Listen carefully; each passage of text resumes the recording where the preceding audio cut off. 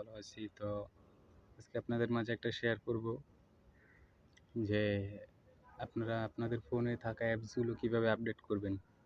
সর্বপ্রথম আপনারা কি করবেন, চলে যাবেন আপনার ফোন থেকে প্লে স্টোরে। দেখেন আমি প্লে স্টোরে যাচ্ছি। এই যে প্লে স্টোরে যাচ্ছি।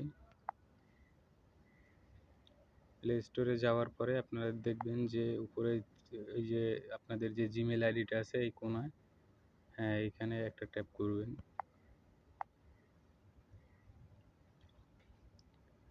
ট্যাপ করার পর তো আপনারা কি করবেন, দেখেন এখানে দেখা যাচ্ছে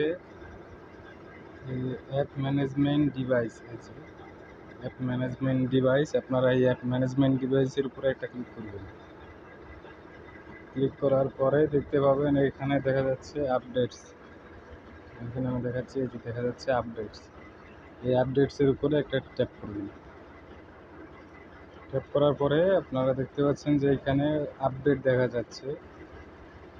তো আপনারা কি করবেন, এই আপডেটের উপরে একটা ট্যাপ করবেন। এই যে দেখেন অল আপডেটস, তারপরে দেখাচ্ছে আপডেটস।